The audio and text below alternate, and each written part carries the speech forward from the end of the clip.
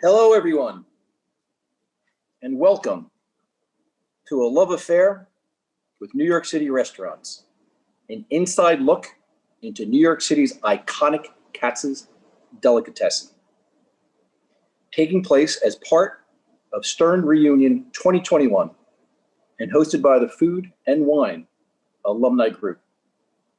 My name is Richard DeVita, and I'm a Food and Wine Committee member. Tonight, we'll get the inside scoop on how Katz has grown to become the iconic Jewish deli that it is, and how it has been adapting to the changing conditions in the world today.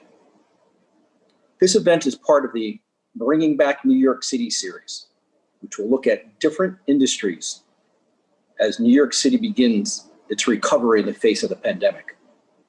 I encourage you to attend as many reunion sessions as you're able, including the next event in this series, a new lease on New York City real estate, which takes place tomorrow evening.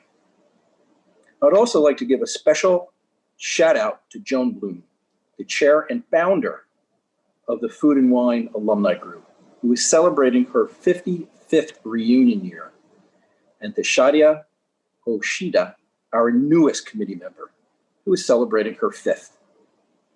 A warm congratulations to both of them, as well as to anyone else in the audience who is celebrating the reunion. A little bit of housekeeping before we get started. The first half of tonight's event will be an interview-style discussion. Then we'll open it up to questions from all of you tuning in. Please share your questions using the Q&A chat feature. We are recording this session and plan to make all reunion recordings available in the next 2 to 3 weeks. Now, I'd like to introduce our two speakers, Batia Wiesenfeld and Jake Dell. Batia is the Andrew J. L. Koo Professor of Management at NYU Stern and has previously served as the chair of the Department of Management and Organization. She received her PhD in Management and Organizational Behavior from the Columbia University Graduate School of Business, and her teaching and research interests focus on the management of organizational change. Batia will be moderating tonight's discussion. Jake is the owner of Katz's Delicatessen, an iconic Jewish deli established in 1888. After growing up in the restaurant industry, Jake officially joined the family business in late 2009 and is currently in charge of all operations. Jake graduated with an MBA from Stern in 2015 and has been named both Zagat's and Forbes 30 Under 30 lists. A fun fact is that Jake's favorite meal is pastrami on rye, which he prepares himself, side of latkes, and a Dr. Brown's black cherry or a chocolate egg cream. Also, to share a personal note, I was thrilled to discover Katz's history of supporting our troops. My father, Frank, has recently started sharing more about his time serving in World War II on the Coast Guard. My father's service has provided me with a greater appreciation for Katz's support during the war, where they sent salami to the troops and raised money for the war effort by coining the slogan, "Send the salami to your boy in the army." Not only do they still send salami, but during the pandemic, Katz has continued helping the community by giving soups to first-line workers and to those in need within the local communities and neighborhoods. So we pay tribute, not just to Jake as a Stern alumni, and to Katz as an iconic New York City deli that we'll all certainly love, but also to their long-term and continued commitment to supporting the community. And now, I'll turn it over to Batia. Thank you, Richard, and thank you so much, Jake, for being here and being part of Reunion 2021. I have to admit that I am a huge Katz's Deli fan, so this is an incredible honor for me to be able to be asking you some questions. And I know that probably everyone here is going to be wanting to ask you questions. So we'll ask a few and then take some from the audience and see if we can mix them together. Folks should just feel free to go ahead and put their questions on, and I'll take them as they come along. So first, Jake, I wonder if you could tell us a little bit about the story of Katz's. So we're all curious to understand how Katz's was founded. How did it get to be the iconic deli, like New York deli that it is now? And how did it transfer into the hands of your family? Well, thanks for having me, guys. I appreciate it. And hi to everyone out there watching. Also, Richard, I got to say, really good work making salami and army rhyme like a true New Yorker. Very proud of you. Thank you. We started in 1888. This is our 133rd year. I am the 5th overall generation. So my father and uncle have been doing it for many years. My grandfather before that. Hey, okay, so customers pop in. So what are you gonna do? I am doing this in the middle of the store. So my started with the Iceland family, transitioned over to the Katz family. 2 generations in, my grandfather became partners with the Katz family, along with a couple of other partners at that time, which, you know, in those days, you didn't really buy a business. It was just more like, you want the headache of these bills? By all means, go for it. It's your headache now. So, and then a couple generations later, here we are in the year 2021. It's amazing. I know. But yeah, we really evolved over time from just one of many, right? Delis were a dime a dozen. Delis were the Lower East Side tradition. It was a classic. That's where delis are born. You had your appetizing stores and your dairy shops, and you had your delis.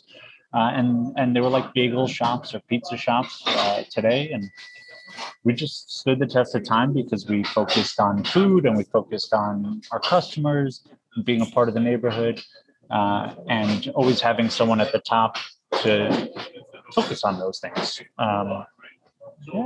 I don't know. I don't know what the secret to success is. Maybe just don't fuck up. Are we allowed to curse? Sorry. Probably stay away from that. We can't bleep you. But it's okay. It's a small group. We're not on the public airways. Yeah. But it's interesting because, I think it's true that when I first moved to New York, it felt like there were delis everywhere. You could get a pastrami sandwich everywhere. Now it's much more rare. So you're right. The Katz's has really withstood the test of time. And I bet that those previous generations, none of them had an MBA. And here you are kind of taking over. And I wonder if you might reflect on, bringing Katz's into this century and sort of growing with it. And I wonder if you might reflect on how the things that you learned at Stern shaped how you run Katz's and how the organization, how its identity has evolved. Yeah, that's a great question. I think, as you look through the decades of Katz's, each decade is kind of marked by a different thing, a different hurdle, a different way that you have to approach it that's different, right? And whether you're talking about really trying times in New York City as a whole and Lower East Side for sure, or more prosperous times, or everything in between, or only immigrants, or only tourists, or only whatever it is, you kind of have to grow with the times and adapt. But at the core, it's about not changing anything. So ironically, it's that push-pull between wanting to modernize, wanting to change, wanting to do all those things, but recognizing that it's about constancy. It's about being able to go back and have the same experience you had when you were a kid, when your grandfather first brought you, or when you came with friends as an NYU student, or whatever your first experience is, should be the same every time you come, whether it's a year later or 10 years later. So we do that and focus on that. And that's something my father and grandfather really pounded in my head, along with make sure the food's really good. So, you know, that I think that's part of it. I think the biggest takeaway that I got from Stern was more of like a language, learning a language in some senses, right? Learning French or German or whatever language you learn. You now can communicate with more people, right? And I think there are certain language elements in business, right? Certain things that are universal across industries. And so to be able to critically think, read something in the news or focus on whatever, and critically think about those themes, and then apply that to a restaurant industry, and say, is this something that could help us? Is this something that really is irrelevant? And being able to critically think about those things was very helpful. But, you know, there are definitely certain things where at the time, like, it was very much like a back to school, if everyone remembers that movie, like moments where I was like, well, you got to grease this guy, you got to grease that guy. And like, that's sort of counter to the Stern MBA process. So it was kind of balancing those two. But I think overall, yeah, no, it's the things that we put into place 3-4 years ago allowed us to survive the pandemic and set us up for success, hopefully in this next decade. Well, there's so many things that you've just talked about that I'm hoping we can dig deeper into. I wonder if maybe just you raised this issue of the push-pull between tradition and change. And that must be a real challenge in a place like Katz's that is so much a part of New York and like historical New York. And yet you're having to evolve it. And I wonder if you have how does it affect your decisions? Can you tell us about examples where you've had to sort of balance that between tradition and change and figure out how to make decisions that negotiate that? Yeah, I definitely have a couple of examples. For starters, how about this thing right here on my video, that divider? I mean, that's a change, right? And that's something that are required in all restaurants, right? If you want to be closer than 6 feet apart, you need a divider. So does it change the look and feel of the store? A little bit, yeah, but there isn't really much of a choice on that front.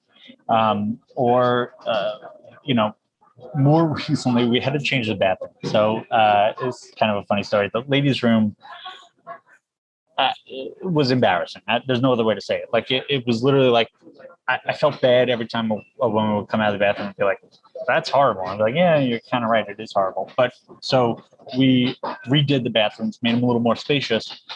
So you could actually, I don't know, sit. And that was met shockingly with like backlash, people being like, how dare you change anything? And I was like, but I made it better for you to like even wash your hands.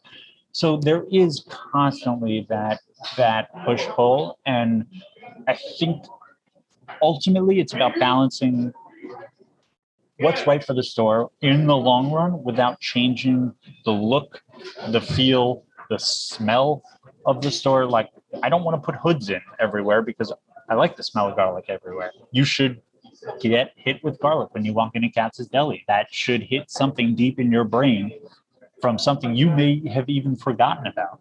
And I love that. So, yeah, I mean, it is a constant struggle. It is a constant balance. It's something that informs every decision. Maybe not some of the back of house decisions, accounting measures and crap like that. But yeah, anything forward customer facing for sure. Yeah. So what is it that that motivates you to run this business? Sort of from a personal standpoint, what got you, sucked you in? I mean, I grew up. This is my home. It's my second home. As a little kid, I was in the front handing out tickets. I was terrified of the big guys with the knives, and they would yell at me, and like I'm running around in diapers, and they're like yelling at me. This place is in my blood. I probably have pastrami coursing through my veins at this point, and yet my doctor's all, I'm good. check me out. I'm good. So we're good there. But there's a neon sign here that says Jake's Bar Mitzvah. I had my bar mitzvah right here in the store. In fact, I'm sitting in what was the dance floor. So doing the hora like right there. So what motivates me? It's in me. It's everything. I thought I was going to be a doctor at one point, and I am very happy that I ended up making the decision that I did. So one of the other things that you raised just a few moments ago was COVID and all the changes that you've had to make due to the pandemic. And I wonder if you could tell us about what you think were the greatest challenges that you encountered in ensuring that Katz's would weather this pandemic, and how did the pandemic change Katz's? And what do you think the lasting effects of it are going to be for Katz's, and I guess especially for Katz's? Yeah, listen, it was hard, right? Like March last year, April last year, this time last year was, not to sugarcoat it, like fucking horrible. So cursing again. Right? It's okay. My mother's from Brooklyn. What do you want from me? So it was hard. We transitioned everything. So I have a warehouse where I do all my shipping out of. And again, this is what I was sort of mentioning earlier, that Stern MBA saw an opportunity in shipping in the long term, and understanding that while there's a limit to the amount of people you can put under your roof, there is no limit to the amount of roofs in America that you can ship to. And so sort of switching, understanding that the long-term potential was there, meant that at the start of the pandemic, we changed gears entirely. I have a staff of 200 or so, and I didn't lay a single person off. I didn't lay anyone off, other than people that wanted to leave because they were scared or they wanted to move, which I totally understand. But we're a family, right? And you're only as good as your staff, right? And so I didn't want to put them out of work. I didn't want to see them struggle. Everyone's got to feed their families, so we switched gears and we focused on shipping. I taught a busboy and a dishwasher who literally we had no need for. I taught them how to pack pickles. I taught them how to pack up knishes and mustards and Russian dressings and all these things that I needed for my Jersey warehouse. I was doing here. And was it efficient? Not particularly, but it kept everyone employed. And that's something I'm pretty grateful for. We also worked with the Henry Street Settlement, which is a fantastic organization that is focused right here on the Lower East Side. And we were giving away soups to low-income and senior citizen buildings. We worked with Feed the Frontlines, which is a great organization that was sending meals to hospital workers. And so just about every day, we were sending out 50, 100 meals, 150 meals. Ultimately, I think we served like 20,000 meals, like to across all 5 boroughs, to 30 hospitals, 35 hospitals, something like that, which was amazing. So as far as lasting effects, this is the other part of your question there, I think shipping's here to stay. I think local deliveries are here to stay. We invested a lot of money early in the pandemic. What money was coming in, rather not a lot of money, into our website. And into building that out, recognizing that there was a short-term, medium-term, and long-term potential in that. So we redesigned some of the area over there for delivery and takeout and things like that. We focused on the shipping site. I think that will continue. I think our website is up 3, 4, 5 times what it was pre-pandemic levels. And it seems to be holding, knock on wood. And so as customers come back in the store, can we hold any of those customers is really the big question. Ask me in a year. It's amazing both how much you've been able to pivot the business model, but also as the current director of Stern's Business and Society program, kudos to you for keeping all of your employees employed, and all the retraining that went into that. So, it helps all of New York. On that note, in terms of kind of the bigger picture, it's clear that restaurants make a city. I mean, for sure, especially a city like New York, and a restaurant like yours that is like always buzzing round the clock. I mean, I've definitely come to Katz's at 2 a.m. So it defines an entire neighborhood. And what do you think is the future of the restaurant industry in New York City? What can be done to ensure that that industry that is so important to New York, that's defining New York, that it comes back stronger than it did going into the pandemic? So it's a really tough question. It's a really good one, and that's kind of what we all want to know the answer to, I think. Unfortunately, I don't really have a crystal ball, but what I would say is, two things. We lost a lot of restaurants, no doubt. Some very tragically under really unfortunate circumstances, and others that, quite frankly, were probably going to fail eventually, and this just sort of sped the timeline. And so we do have a ton of vacancies. We have a lot of need. We have all these things, but it's also New York, and there's always someone who wants to come to New York and wants to make it in New York, and someone who's a chef in this place and wants to open their own concept, or someone who's a chef in a different city who wants to prove that they can do it in New York. And there's always going to be that drive and that hustle that defines New York City. And I think there will be restaurants. I'm not worried about that. I really am not. Hell, by December, we'll probably have restaurants. Look at Brooklyn right now. Brooklyn's crazy. I do think, as far as the future, I think there are probably certain changes that will stay. Some of the QR code stuff, some of the website-based stuff.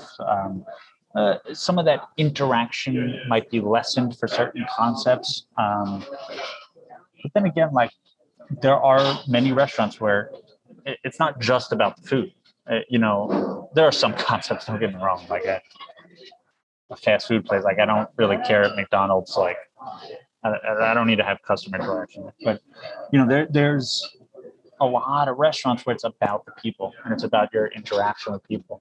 And so that'll come back. That'll happen. Some of those won't change. Some of that fine dining world won't change. And I think there is an acknowledgement now for the first time in a long time that how important restaurants are in being the engine of the city, right? For real estate, it helps justify some prices, aside from just paying rent, right? It helps drive prices or justify prices. For theaters, it helps them. It helps retail that are nearby. And by the way, those help restaurants too. It's definitely a symbiotic relationship there. But restaurants are sort of finally in this moment where people are nice to us. It's kind of nice. Usually they just shit on us. Usually we just pay the fines and that's it. This has all been great. We've already got a few questions from the audience. I want to remind the audience to please, submit your questions by using the Q&A box on the side of your screen. But let me go to some of the questions that we've already. Try to stump me. Let's do that. I think we'll work on stump.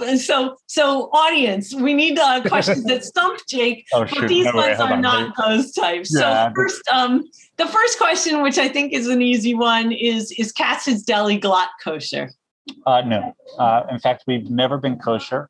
We were at one time kosher style, which means nothing, but it's like you don't have cheese in the store, you don't have milk in the store, you sort of pretend like you're kosher. So anyone who says they're kosher style, I don't really buy it. But maybe you buy kosher meat, and then either way, I'm sidetracked. Katz's is not kosher. Okay. So never have. If you want to cheat, by all means. I've had a rabbi come in, take his yarmulke off, and I go over and I'm like, Rabbi, like, be done here. And he's like, shh. Okay, whatever you want to do. Vegans cheat. Vegans are my favorite to cheat here. They're like, okay, once a year I have to get some meat in me. I won't tell anyone, I promise, except for maybe a NYU stirring group. Right. And I have to say, pastrami would be the one kind of meat that would be worth sort of violating any oath for. If you're going to do it, go big, right? Right. Yeah. So the next question is, are egg creams still very popular today? So we didn't see the egg creams listed on Katz's delivery or takeout menu, but we weren't sure. So the person who's writing in wasn't sure how well egg creams travel. And so, you know, what's the status of egg creams? That's yeah, hit it right on the head. They don't travel great. They travel. The flavor will still be there, but like paper cup, like it's not the same. Part of the charm of the egg cream is that you get to see the head on the top of the egg cream, like that you're interacting with the drink. It's kind of weird. And that guy's in the background. Okay. So egg creams don't travel so well. We got another question that's in the same vein. So does pastrami travel by mail effectively? So what do you do to keep the standards of those delicious Katz's sandwiches when you're sending it to Iowa or Florida? It's a great question. And this is actually a good opportunity to say, I think I gave out discount codes for both our local site and our shipping site. So check it out. So what I would say, as the harshest critic you will find, is that it is not 100% what you get here, but it's 95%. And 95% is probably better than, I won't name names of other delis. Feels kind of mean, but what you could probably get in your local place. That seems nice. So what we do is it's the exact same meat. It's the same cutters. It's all cut right there, right over there. And we cook it the same way. We cut it the same way. What we then do is vacuum seal it and rapidly cool it down to freezing, so that it maintains a lot of its juiciness. Unless, of course, you ordered lean, in which case that's your fault. And you should never do that. Just like you should never put mayo on the sandwich. It's mustard only. But vacuum sealed, sent in we have Katz's boxes. We put liners, special liners in it that really hold the temperature, and put some gel packs. We don't use dry ice because it can be a little dangerous, and especially if you're sending it as a gift and they stick their hand in it and then they burn their hand. We don't really want that to be your first moment interaction with this gift. So we use the gel packs, and it really is like shipping a little mini fridge. It holds the temperature up to 2 days, technically actually up to 3 days. We just do free 2-day shipping to build ourselves a little buffer just in case, so that it's cold to the touch when you get that meat. And you can stick it in the fridge, leave it there. If you want to freeze it. And then stick it in a pot of boiling water just to heat it up. It's a cooked product, and it's great. All you're doing is just warming it back up. And so 7 minutes in a pot of boiling water, it really couldn't be any easier than that.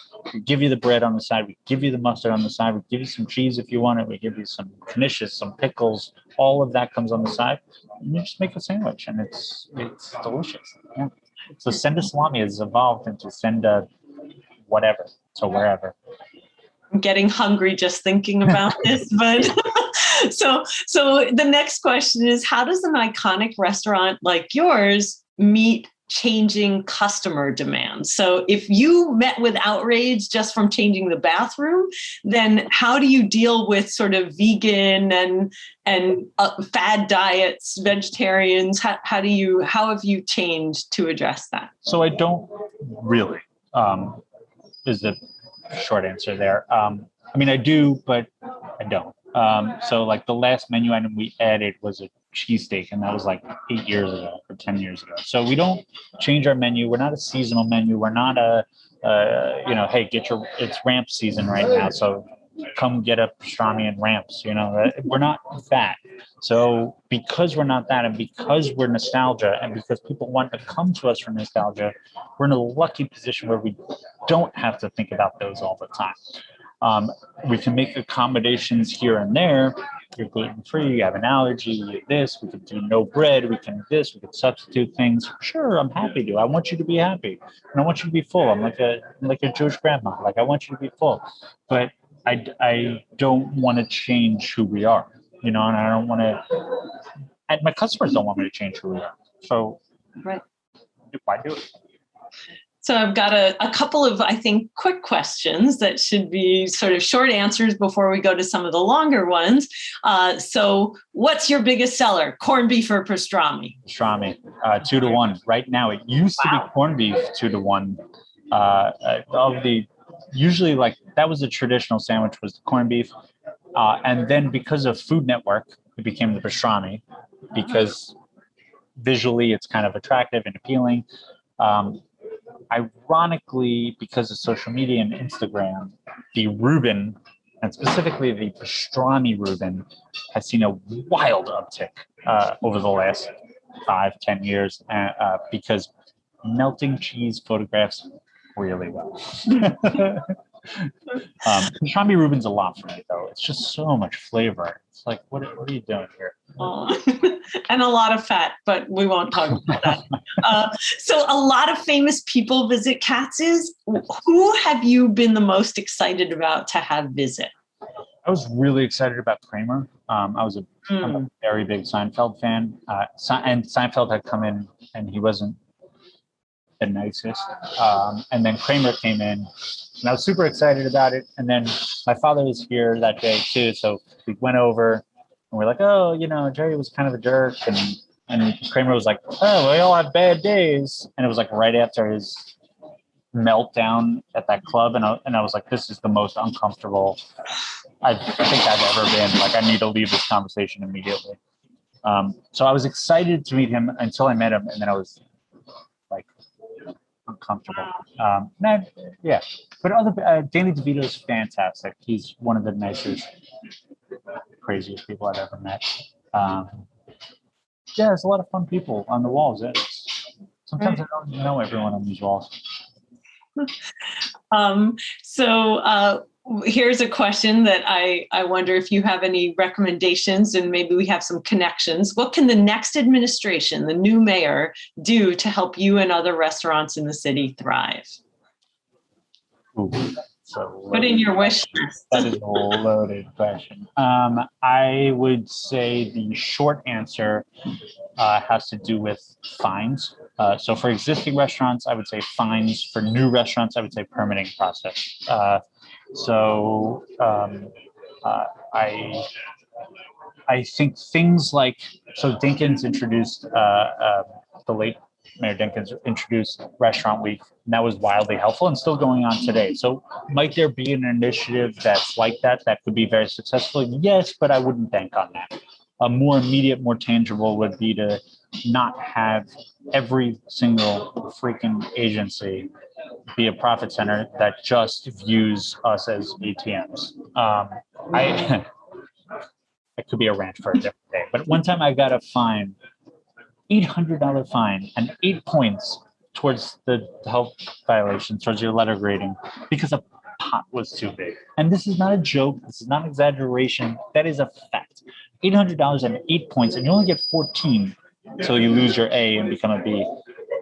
And the inspector was like, well, how do you clean it? I was like, I don't understand the question. What do you mean? How do you clean I don't get it. It's like, well, that guy's arm is too short. And I was like, what about that guy's arm that's right next to him? I don't, what are you talking about? But anyway, so there are certain common sense things that can happen from a regulatory standpoint, or from an inspection standpoint, from a fine standpoint, working with restaurants as opposed to against restaurants.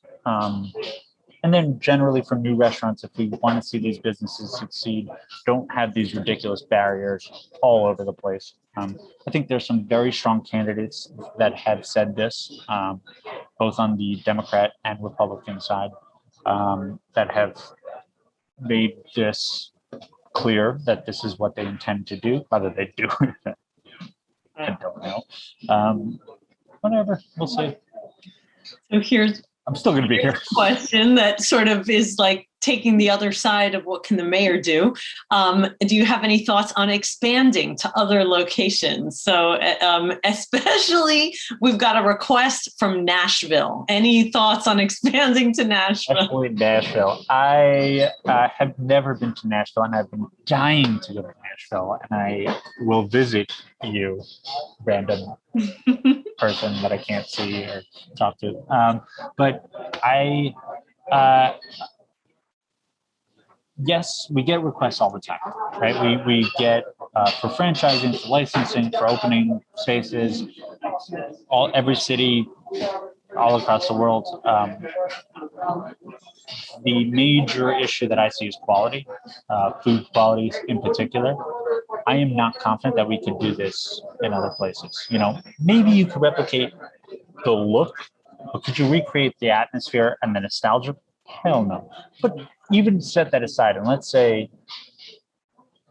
I can make it look close enough. I don't know that I could do the food quite perfectly, and if I can't, I'm not going to do that because it's not worth it. You cheapen yourself. You make it so people don't want to come here. Now, that said, never say never, because in the same way that I figured out, or not, we figured out shipping and a way to make it 95% the same. Maybe we could do the same on a larger scale for restaurants, and maybe we could do something down the road, but I have no plans of that right now. I'm pretty busy. It looks like it. Here's a question. Could you comment on the delivery business in New York City? What percentage of your business is delivery? And do you expect it to grow in the future? It sounds like you do. And do you have any preference between DoorDash versus Uber Eats? That's a very specific question. It is very specific, and I had to be nice to both of them. Okay, so you can leave out that part of the question. No, I'm going to bash them a little bit. I don't think you should use any of those companies unless you have to, which your choice. Do what you want. But I think they're incredibly predatory, and yeah, whatever. I think delivery is a very sizable portion of our business during the pandemic. It is it was not that much pre-pandemic, although big catering parties were, right? Like on-site carving events, we send a cutter to your office or to your party. We just sit there and cut sandwiches for your group, and it's so much fun. We show up with a little mini Katz's neon light, and it's great. It's fantastic. So that was doing phenomenally well pre-pandemic. Obviously, it took a huge hit. And then I do expect small deliveries will pick up. We currently use a combo of DoorDash and Relay to do our local deliveries from our site. But we do use all the other companies, DoorDash and Uber Eats and Grubhub. We just charge different amounts depending on who you use. They especially if it's a place that you're already planning on ordering from, just like see if they have anything on their website, or see if they have a website, or call them. Like, it's just, they take such a big percentage, and restaurants don't work on big percentages as is. Mm-hmm. That's really good to know on the other side. So here's a question. Would you recommend an MBA to someone who is looking to succeed as the head of a family business? And do you ever think about succession planning for yourself? We know, we could tell you're a young guy, but still. Yeah, succession planning. Well, I am expecting a child in the next 4 weeks. So congratulations. I have started, thank you. I've started thinking about that a lot. Family business. Maybe in like 20 years from now, I'll come join Stern, and maybe I'll teach with you. some family business with it. No, I do think that there's a family business class in particular that I thought was like amazing. If nothing else, being in a room with 12 other people that all come from family businesses was one of the greatest experiences that I could possibly take away from my education there. It was so helpful, and across different industries, to be able to say like, oh, you have the exact same headaches because you're working with family. And ultimately, that's the most universal thing in the world. Family is the greatest thing in the world and the worst thing in the world. And family businesses are the greatest thing in the world and the worst thing in the world. And when you fight with a family member, it carries over. So, yes, I would 100% recommend those types of classes. Like, it's awesome. Depending on your business, I would, who knows, right? Like, if you're in textiles, if you need info on restaurants, probably not. I don't know, whatever. But yeah, I loved it. So shout out to Professor Belen Villalonga, who is teaching that class. Many of the millennials and Gen Zers may not have grown up with delis and have focused on sushi and Tex-Mex and other kinds of foods. How do you market 100-plus-year-old Jewish deli to a group like that is going to be kind of the main demographic, especially in your area? I do it like the New Yorker I am. I yell at them.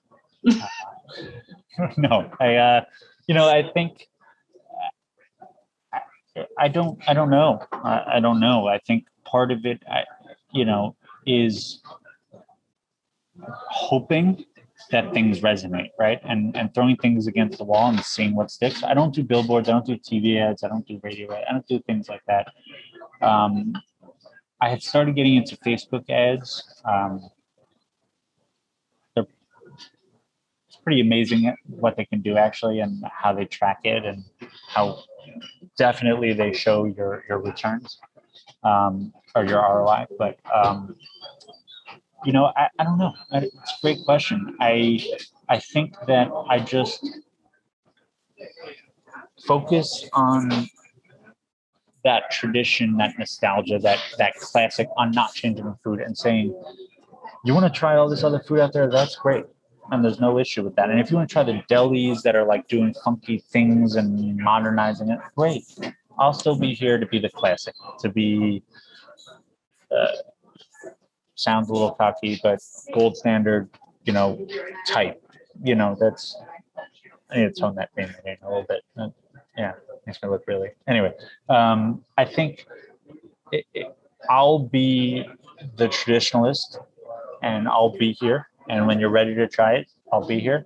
And that reliability, it's something that I just hope they'll eventually come and find their way here. And word of mouth is a really powerful thing. Really powerful. And over 100 years of history definitely helps with word of mouth too. That definitely helps. So network helps too. I'm not gonna lie. Yeah. We've got another request. Can you repeat the discount code? Is it somewhere that we can tell people to? I can pull that up, or maybe Sarah Beth just has that. Or maybe we can get Sarah Beth to.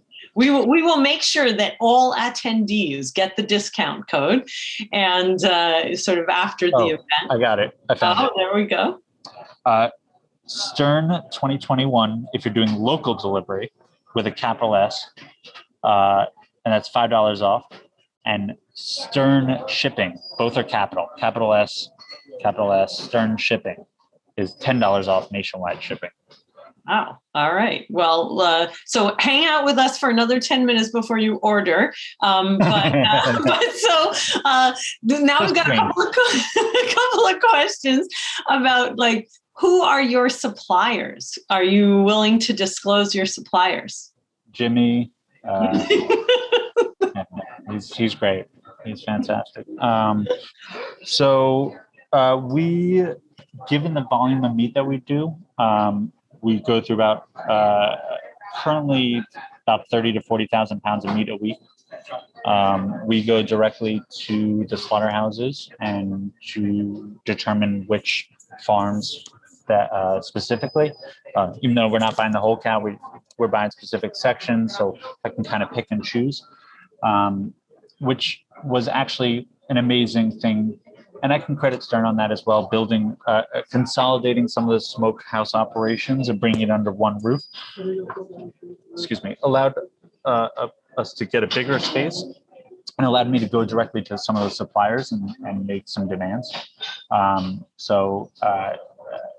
Which I did actually stop working with a supplier that we had been working with for many, many years. And when I visited his plant,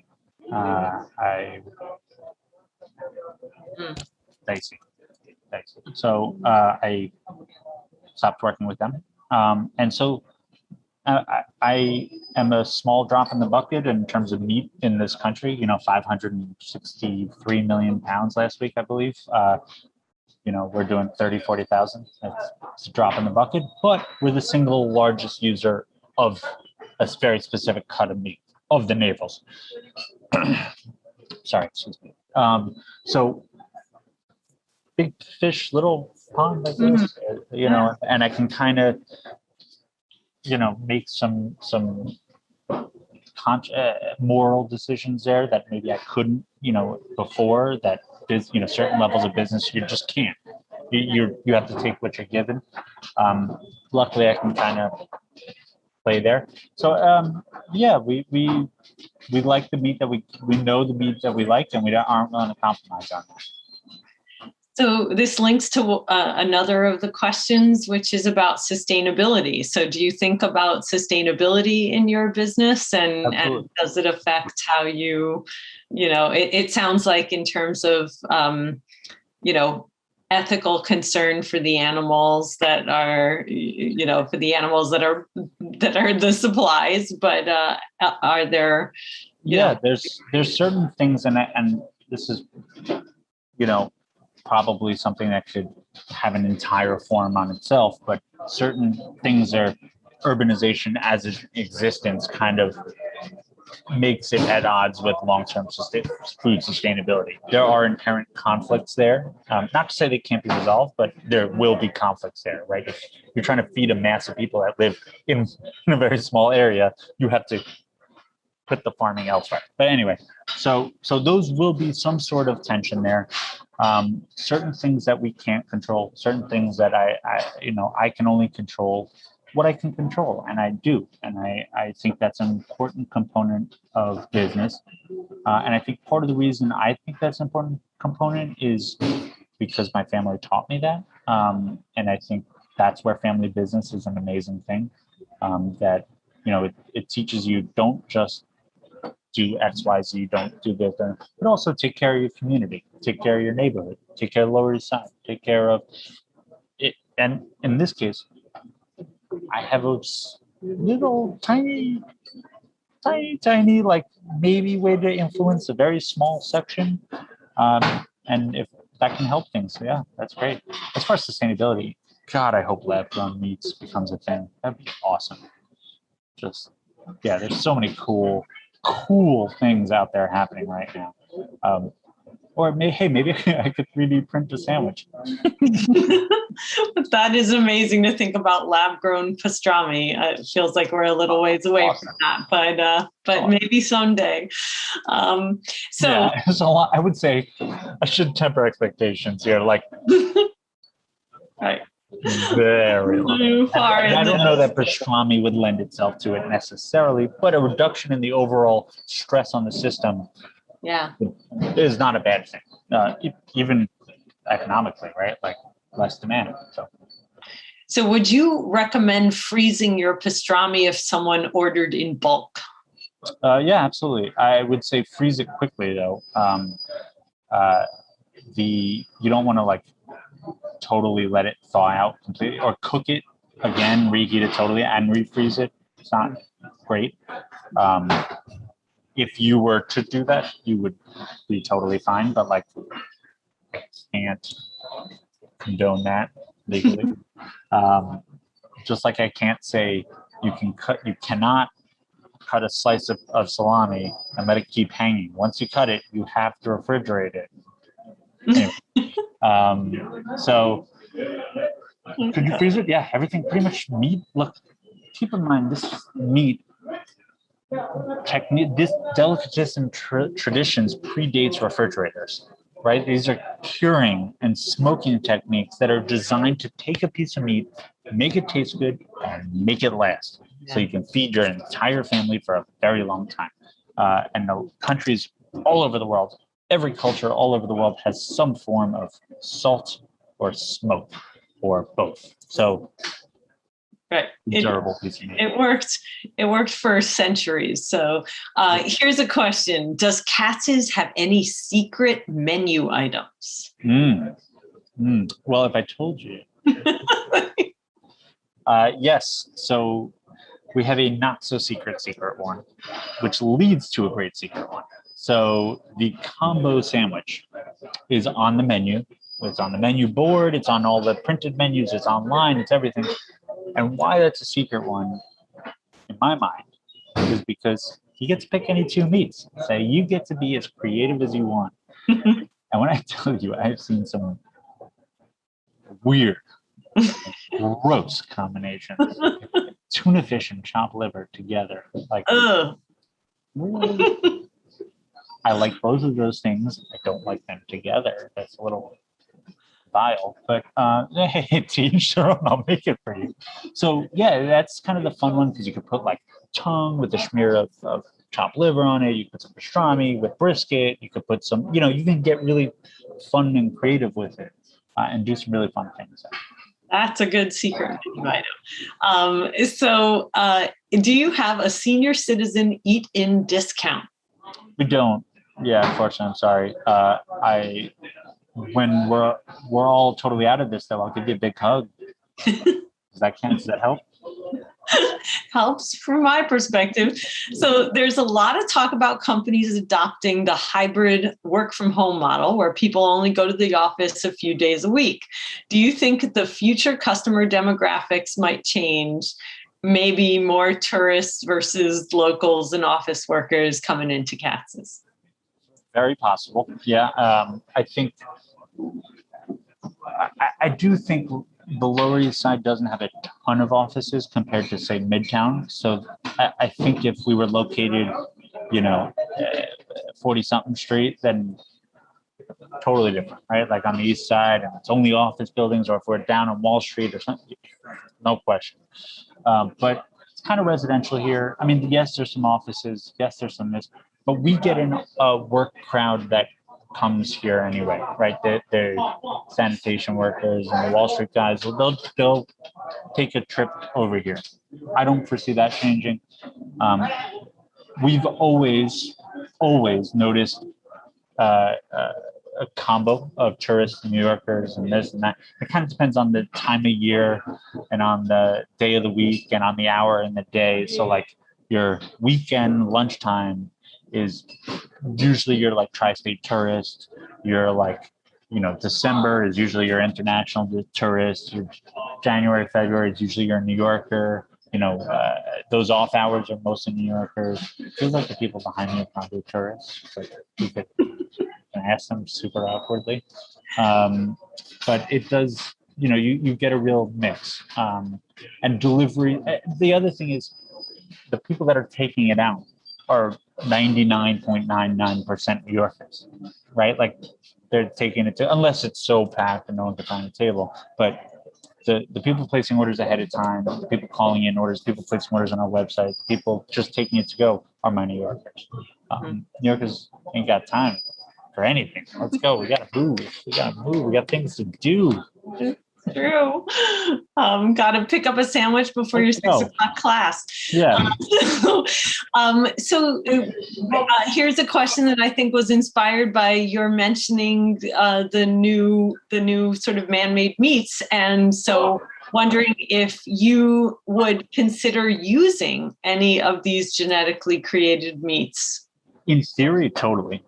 In reality, I think we're far, far way away from having that conversation. I think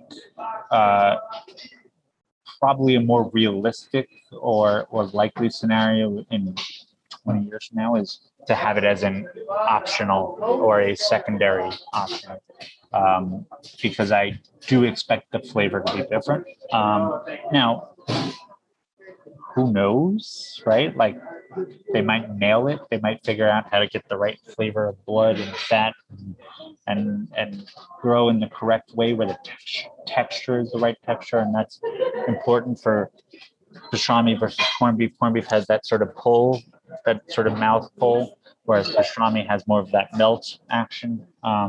So can they do that? If they can, why not? I mean, if it's done in a way that I can explain what's happening, that shows tradition, that my customers don't get too upset, I'm open to it. But I could also see customers having a knip shit over it. So, if they didn't like bathrooms that you can sit down in, you don't have a lot of leeway. But you have a big menu and there's room on it. If it's a pastrami, you want the leg room pastrami or you want the traditional pastrami? Sure, I can see that. Yeah. So we have a request for you to again share your personal favorite items on the menu. Yeah, sandwiches. I'm a pastrami guy. I do love corned beef and brisket, and truthfully, I eat turkey most days. I don't eat pastrami sandwiches every day. It's a lot, and I usually eat like 2-3 meals here a day, so gotta mix it up. But non-sandwich things, the latkes, hands down. I love the latkes. I love matzo ball soup, which if you're sick at all, it's Jewish penicillin, right? Like that's, you got a little cold, not proven for coronavirus. I should caveat that. But it's been known to work on a broken bone. So,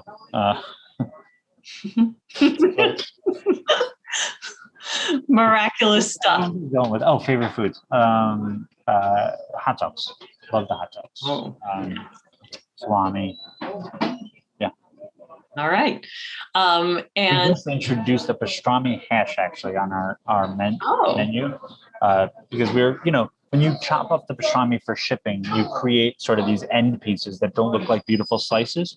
So if you take those end pieces that have so much flavor, we were throwing them in the garbage because we couldn't figure out a way what to do with it, and we couldn't ship it. So we turned it into a pastrami hash. Oh my God, that's good too. That's really good. I don't have it yet in store, so shipping only right now, but that'll change. All right.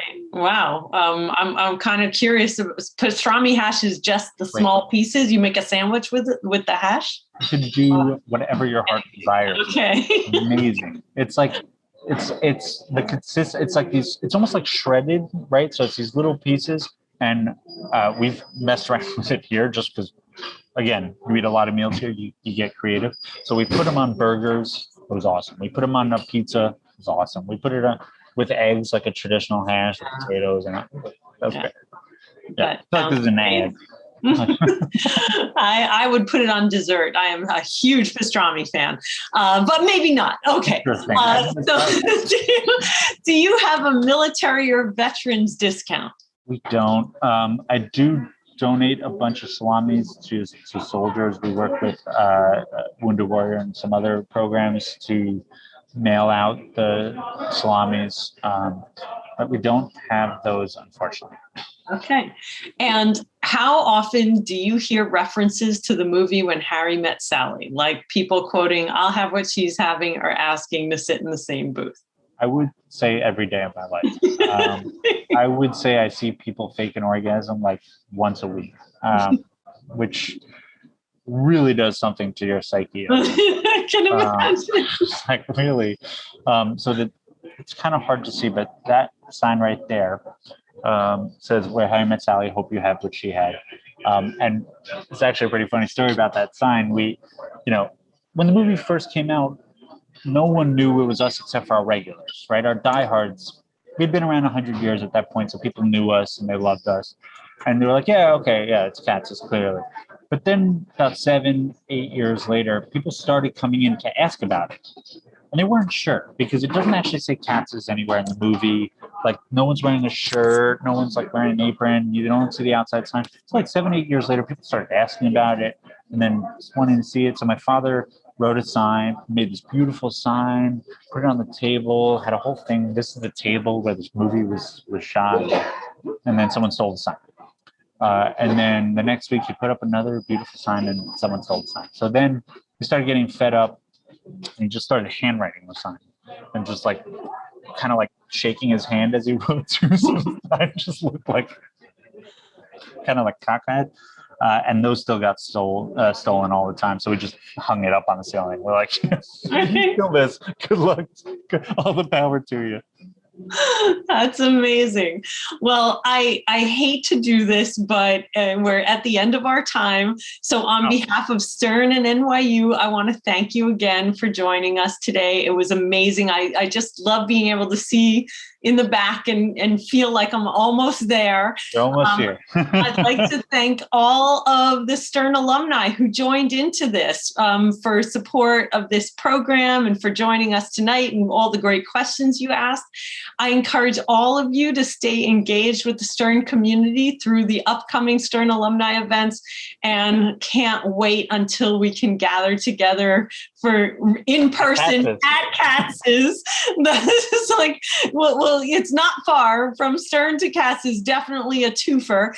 And so be sure to join the Food Wine Alumni Group on Stern Network so you don't miss out on any of their future events. And be sure to attend the other events in the Bringing Back New York City series. Thank you all and have a wonderful evening. Thank you, Jake. Hi, guys. Thank you.